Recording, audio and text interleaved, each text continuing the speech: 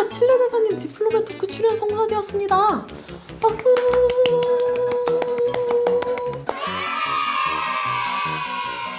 아니 근데 한국이랑 칠레랑 FTA를 맺은 게 올해로 20년이라고요? Yes. You didn't know? 아주 예전에 맺었다는 건 알고 있었죠. 그런데 올해가 딱 20주년인 줄은 몰랐네요. Don't you think you're lacking the expertise of a diplomatic show producer? 아니에요. I'll let you off this once. 그건 그렇고 많은 한국인들이 아마 알고 있을 거예요. 한국이 최초로 FTA를 맺은 국가가 칠레라는 걸. How? 아무래도 당시 한국이 맺은 첫 FTA니까 사람들의 관심이 굉장히 뜨거웠거든요. 저도 학생 때였는데 뉴스에서 관련 기사를 많이 본 기억이 나요. A student. 네, Nuri, how old are you? 당시에 FTA에 반대하는 목소리도 꽤 컸었고 How old are you? 당시에는 아무래도 또 FTA라는 용어 자체도 좀 생소했고 Nuri, how old are you?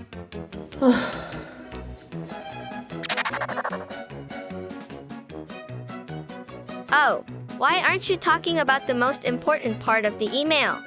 이야기했잖아요. FTA, 한국이 처음으로 FTA를 맺은 국가 칠레. That's not the important part. 그럼 뭔데요? Here.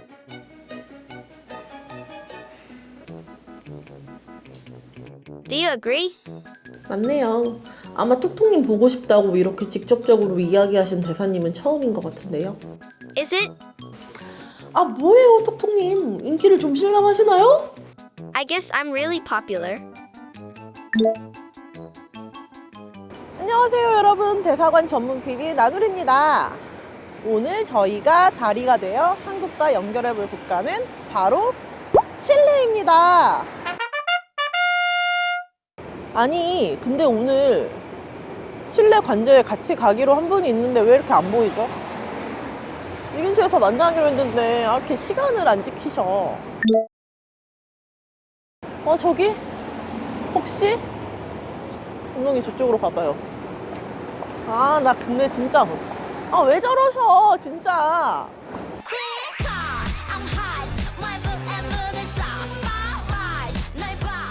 톡톡님 지금 한겨울에 왜 선글라스예요? Well, I'm a big star now. There might be people recognizing me. 웃기려고 한 말이죠? I'm serious. 말도 안 되는 소리 그만하시고 선글라스 벗겠습니다. 이건 지금 말도 안 되는 짓이라고요. Can I put them on again? What if someone recognizes me? 누가 안 알아봐요. 걱정 안 하셔도 돼요. How do you know that? I'm famous now.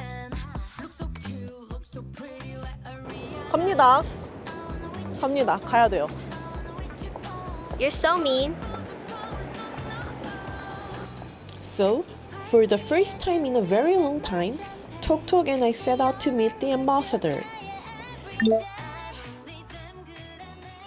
This is my first time meeting the Chilean ambassador and visiting his official residence. The first meeting is always exciting, right? Hello, ambassador.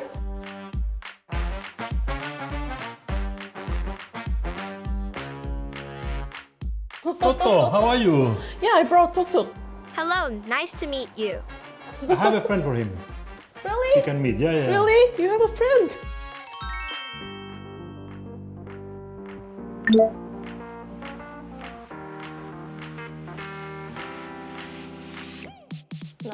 We've finished setting up. Let's begin the interview now. Okay, Ambassador, why did you want to meet Tok? Because I think Toto is an important part of this program. But also, actually, it was my friend. I have a Oh, stuffed condor, our national bird. Actually, it's a national bird in many countries in South America, particularly the Andean countries. So I think this condor wanted to meet Toto. It doesn't have a name. We have a very famous Chilean character. It's a comic book. It's called Condorito. Condorito. So it means little condor in Spanish. So I think it's still produced, Condorito. It's more than 60 years old. It's a very old magazine, comic magazine. So Condor wanted to meet Toto. So they could become friends, right? Yes, of course. Friendship maybe- between Korea and Chile. And yes. Chile. Hello? Hello. Nice to meet you. I heard there was a friend that's the same species as me in Korea, and I wanted to meet you. There are only humans near me. So glad to meet a friend that's the same kind as me. Me, too. Let's get in touch often. And since it's my special appearance on Diplomat Talks, let me tell you about my country, Chile. Would that be all right? Okay, then, focus.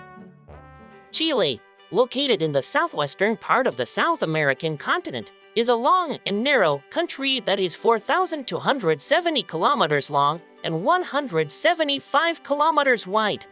It borders Peru to the north, Bolivia and Argentina to the east, Antarctica to the south, and the Pacific Ocean to the west.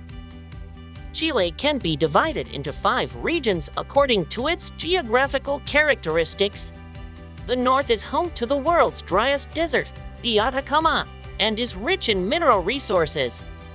The central region, which includes the capital Santiago, is densely populated with abundant agricultural resources. The south is densely forested and has many pastures, and the southernmost Patagonia region is a glacier region. Meanwhile, Chile became South America's first OECD member, and its per capita income, national credit rating, and national competitiveness are among the highest in Latin America. In particular, it is a resource-rich country with abundant mineral resources such as copper and lithium, and has traditionally had an industrial structure centered on mining rather than manufacturing. Okay, let's begin our interview. So 2022 was the 60th anniversary of diplomatic relations between Korea and Chile. So how do you think bilateral relations developed in the past 60 years? Yes, last year we celebrated 60 years of diplomatic relationship. We had many activities. Actually, it was before my arrival. I arrived in July last year, so I arrived at the last part of the celebrations of the 60th anniversary. The relationship have gone very well. Actually, in October last year, the Prime Minister of Korea visited Chile, and together with President Boric in Chile, they decided to elevate their relationship to strategic association. So we have a further level of strengthening ties between Korea and Chile, and that's a reflection of how in 60 years the relations evolved in a very healthy and strong way. So this year is also a meaningful year for both countries. It's the 20th anniversary of the signing of the Korea-Chile FTA. This year marks the 20th anniversary of the signing of the Korea-Chile FTA. The FTA came into effect on April 1, 2004. Chile is the first country Korea signed an FTA with, and likewise, Korea is the first Asian country with which Chile signed an FTA. The Korea-Chile FTA is also the first FTA between countries on opposite sides of the Pacific Ocean.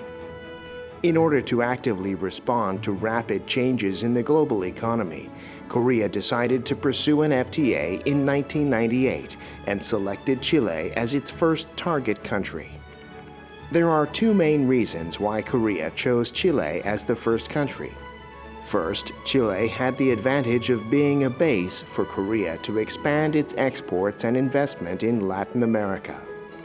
Also, Chile had already concluded FTAs with the US and Canada, as well as other Latin American countries such as Mexico, and communities like Mercosur and the Andean Community. Therefore, it was believed that Chile could serve as a bridgehead for Korea to advance into Latin American countries, and the fact that it already had experience concluding FTAs with other countries contributed to its selection as Korea's first FTA signatory country. We had a policy in those days, and still a very strong focus on the Asia-Pacific region. We are already negotiating or had free trade agreements with countries in the Americas, including the United States, and also in Europe with the European Union, and we are negotiating with the other countries in Europe. So Asia was the next step for us in order to open markets. We are neighbors with Korea in terms of our partnership in the Asia-Pacific. Actually, there's nothing between Korea and Chile except water. So there's no border, no mountains, just water. So we are neighbors in that sense. So Korea was a natural partner because of the complementarity of both economies. We are an important producer of agriculture products and natural resources like copper and lithium. Today lithium, but 20 years ago lithium wasn't an export product of the importance that it is today. So, and Korea was beginning or in the process of industrialization, so they were an important producer of consumer goods and machinery that we didn't produce, so we needed to import. So there was a complementarity in both economies, so it makes sense to start this process together, not to have a free trade agreement and start this integration process together. The trade volume between Korea and Chile increased about fivefold from 2003 to 2023, following the signing of Korea-Chile FTA. Korea's main exports to Chile are passenger cars, trucks, and synthetic resins, and Korea's imports from Chile are copper ingots and scrap, other fine chemical raw materials, and copper ore. What are some Chilean products that you can easily find in Korea? I decided to look online for items made in Chile that we could purchase. 블루베리, 연어, 체리, 레몬, 삼겹살, 와인. 와인이 굉장히 많네요. 해산물도 되게 많아요. 근데 진짜 종류가 많아요. 검색을 했는데 지금 8페이지까지 뜹니다. 8페이지까지. Can you feel how important Korea and Chile's trade relations are? Today, Korea is our fifth trading partner, so it's a very important partner. It's our fourth export market, so it's a very important. It was a very important market. It's still a very important market for some products that they grew very, very, very fast. And you can see today Chilean wine and Chilean grapes and blueberries and cherries in the supermarkets, frozen. In most of those products, we are the first one in the market, including wine. So in terms of volume, Chile is the first origin of wine in Korea, be above other countries in terms of volume. So it has been an important market for producers. Pork, for example, I mean, Koreans eat a lot of pork, and we are one of the main sources of that pork. And today we have added to that other products, and lithium probably is one of the best examples today, how Chilean exports of lithium have grown exponentially in this market, and that's why we also want to bring Korean investment into Chile in the lithium sector. Chile is a resource-rich country in Latin America with abundant mineral resources. In particular, the mining industry makes a significant contribution to the national economy, accounting for about 10% of Chile's GDP and 50% of its exports. Copper accounts for 90% of Chile's mining activity. Chile is the world's #1 copper producer and has the largest reserves, accounting for 23% of the world's copper reserves and 26% of its production in 2022. Meanwhile, Chile is the world's second largest lithium producer and has the world's largest lithium reserves. Lithium is attracting attention as a key raw material for secondary batteries used for EVs, smartphones, and laptops. In addition, as of 2021, Chile ranked 8th in the world in silver production, 2nd in iodine production, and 1st in the production of rhenium, a rare metal. And I've heard that right now there are negotiations going on to update our FTA, right? Yes, here close in an hotel here, the teams from Motive from the Ministry of Trade, Industry and Energy for Korea, and our Ministry of Foreign Affairs and Trade, they are negotiating another round of negotiation to update this agreement.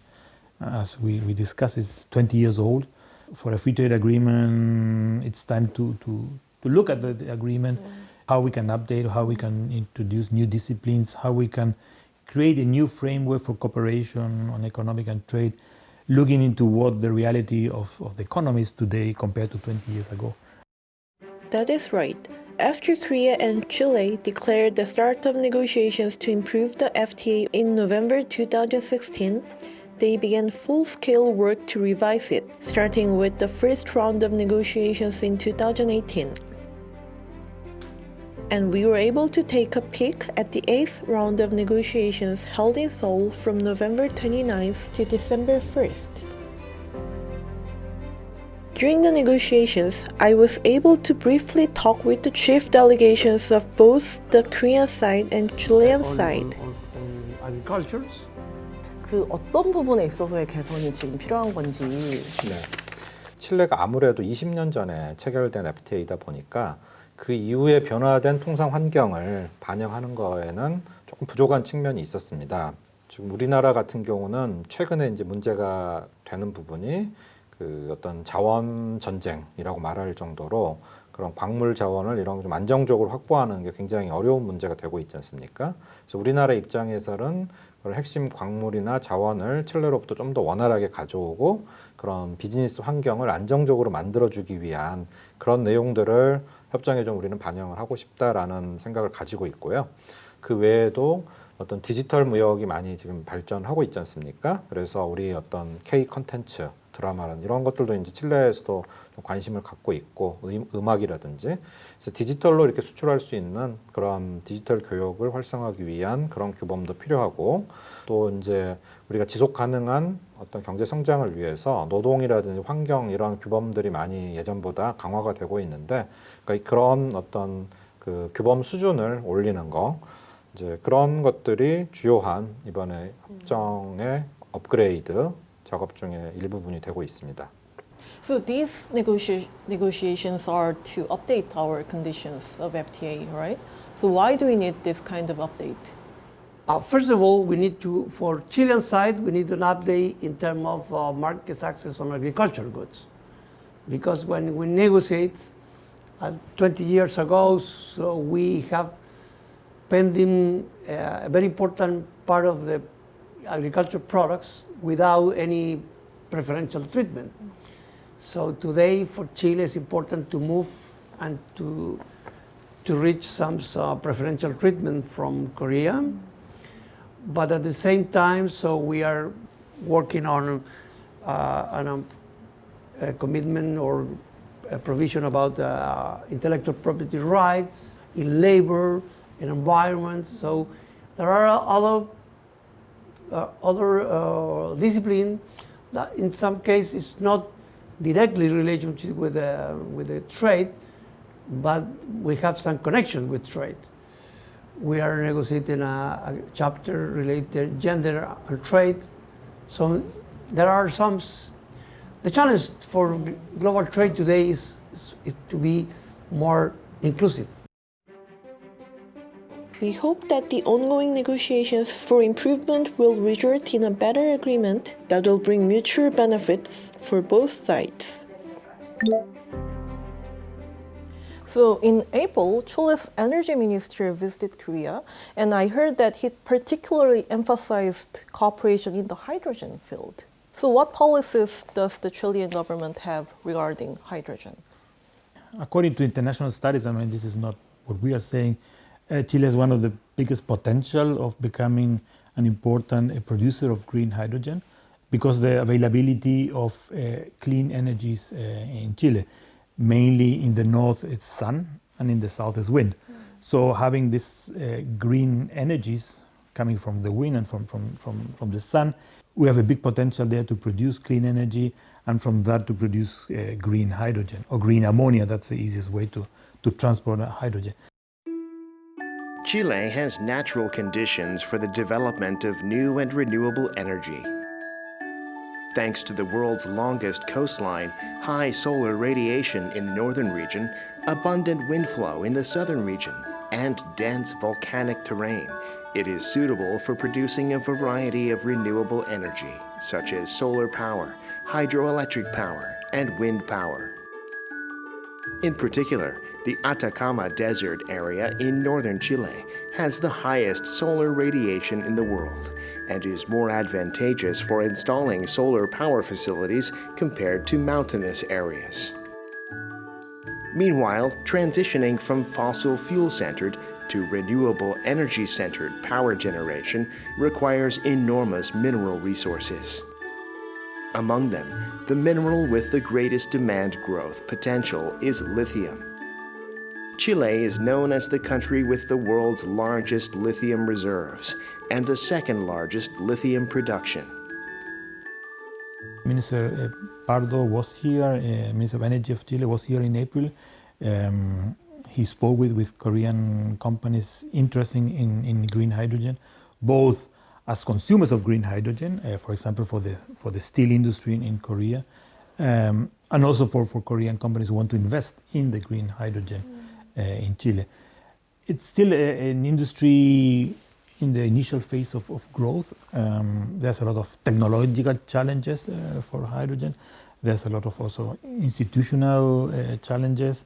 And the government of Chile is working on creating the financial facilities, the institutional framework in order to make it attractive and competitive. So speaking of green hydrogen, what is the current energy mix in Chile? Today, almost 60% of our energy is produced by renewables. This should be growing to 80% by 2030. And the target of the government is to have 100% zero emissions in the energy sector before 2050. Can I ask you a question? Of course, Toto. How can Korea and Chile cooperate in the field of green hydrogen? Korea, it's one of the countries that has the biggest challenge in terms to become zero emissions by 2050, particularly because of the heavy intensive use of fossil fuels in Korea. To give you one example, the importance of the steel industry in Korea, it's well known. It's one of the leaders in the world, but that's very intensive in energy. So when we speak with Korean companies involved in the steel sector, they say, well, we need to convert into green hydrogen in the future. That's the only way for survival for them. So they need to import, they need to bring green hydrogen. So the alternative for those companies is either you buy it in Chile or you produce it in Chile and export it to Korea. So both channels or both ways to work on the green hydrogen sector in Chile are possibilities. No? Other companies want to invest in the generation of green hydrogen, in the production of green hydrogen. Others want to invest in the infrastructure for that. Others simply want to buy green hydrogen. So, and bringing green hydrogen from Chile, it's a long way. The sea, it's a long way to come to Korea. So there are also challenges in terms of transporting green hydrogen or green ammonia.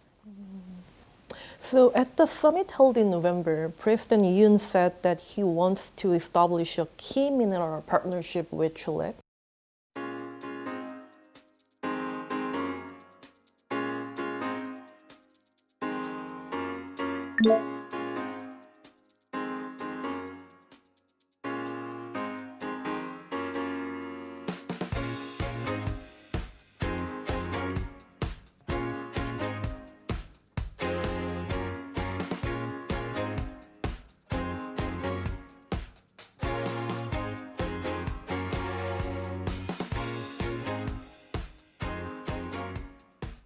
So how can Korea and Chile cooperate on lithium? Yes, you mentioned the summit between President Yoon and President Boric that was held in the margins of APEC, the Asia Pacific Economic Forum. They discussed many issues, but mainly further and strengthening the cooperation on economic areas, what we call economic security. No? How to access critical minerals, how to access energy, how to access, in this case, they talk about lithium. No? How can Korean companies have a better or stronger involvement in the lithium sector and lithium ecosystem in Chile? So there's interest, of course, of Korean companies. As you say, Chile has one of the biggest reserves of lithium in the world. We are the first importer of lithium carbonate into Korea. I think it's more than half of the Korean imports of lithium from the world come from Chile. In the case of lithium carbonate, it's almost 80% come from Chile. So we already have good collaboration there. It's private companies who are buying lithium mainly from Korean private companies, buying lithium from Chilean companies who are producing lithium in the north of Chile. But we want to expand that. We want to expand that because the need for lithium It's growing, it's important. So we want to have Korean investment in the lithium sector, producing lithium, adding value to lithium, so doing some downstream processing of the lithium in Chile. So again, as green hydrogen, there's a lot of synergies between Chile and Korea, also in the lithium sector. I've heard that lithium industry it takes a lot of water to extract it. Is that right? Yes, in the case of Chile, there are many. I mean, lithium, I think I understand it's a mineral that is found everywhere in the world compared to other minerals that you can find in certain areas. In the case of Chile, all of the lithium is in what we call salt lakes or salt flats. So these are big lakes, very salty. And yes, the process, it's very simple. There's some complexity, of course, but it's not very, very complex. It's just evaporating water. It's a little bit more complex, but evaporating water, and then you get the salt at the end of the day, or in this case, the lithium. And in that process, yes, you are using a lot of water. Lithium is extracted from minerals or brine, and the most preferred method is to evaporate and concentrate the brine to separate it. Approximately 2 million tons of brine are needed to produce 1 ton of lithium. The problem is that using a huge amount of salt water can dry out the surrounding ecosystem and farmland and deplete groundwater.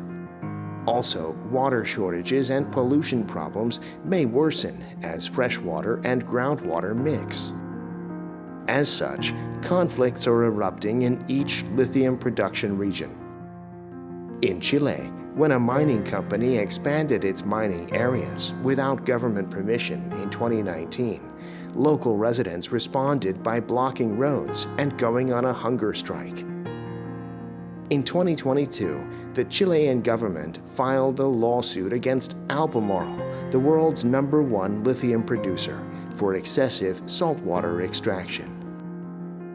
In Argentina, Livent, an American lithium producer that was mining lithium in the Hombre Muerto salt lake, came into conflict with indigenous people as nearby rivers and lakes dried up.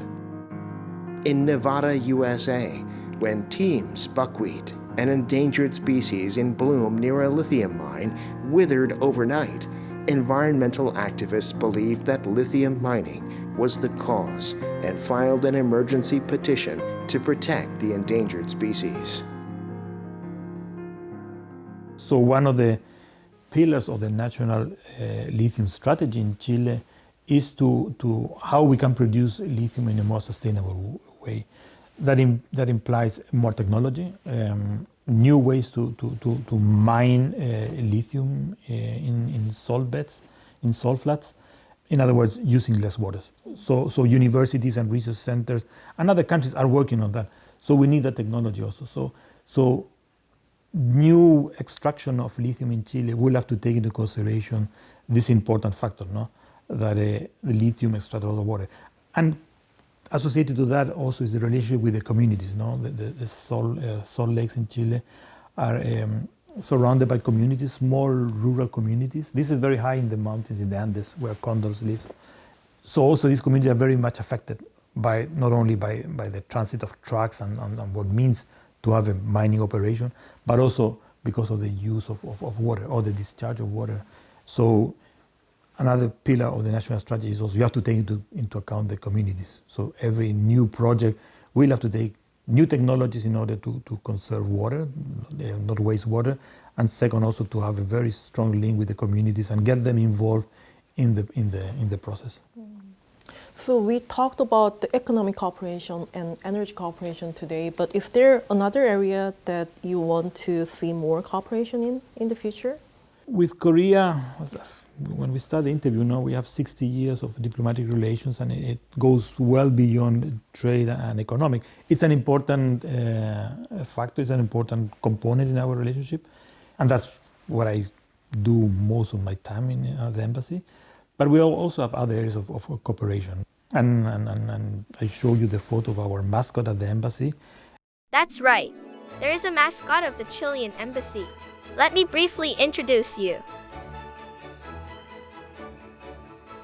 Harumi. It's a penguin. It's a reflection not only of people around the world, and particularly in Korea. They know about penguins. We have a lot of penguins, but also it's a reflection of our cooperation on Antarctic issues. No? We are one of the countries closest to the Antarctic, the port of entry into the Antarctic. So we have a lot of cooperation with the Korea Polar Research Institute on scientific matters, on environmental matters in Antarctica. So that's something we want to continue and making growing. Cultural exchange, very important for us also, cultural cooperation. K-pop, K-culture, it's very active, very popular in Chile. We want to bring our culture also to Korea. We do that through different artistic expression. We were talking before the interview, our focus is, we have 2 areas of focus. One, to cover as much as possible all of Korea, not only staying in Seoul. So that's why we're participating in film festivals and book fairs around the country, not only here. And second, we try to target young people and children. So again, that's why you will see like a penguin dressed up with a very Antarctic, very heavy, windy or wintry conditions for the penguin to reflect also our focus on children, but also our focus in other areas of cooperation like Antarctic issues. I thought Chile was a country far away, but through today's interview with the ambassador, I learned that Korea and Chile are countries that really need each other. I felt firsthand that we are truly important partners with whom we have a complementary relationship. Using today's episode of Diplomat Talks as a bridge, I hope that Korea and Chile will become closer in the future. Yours or from Toto? From our team. Your team. This is your dating queen. So if we use this red ink, we usually use this red ink, and if you stamp it, it will. Yes. Thank you.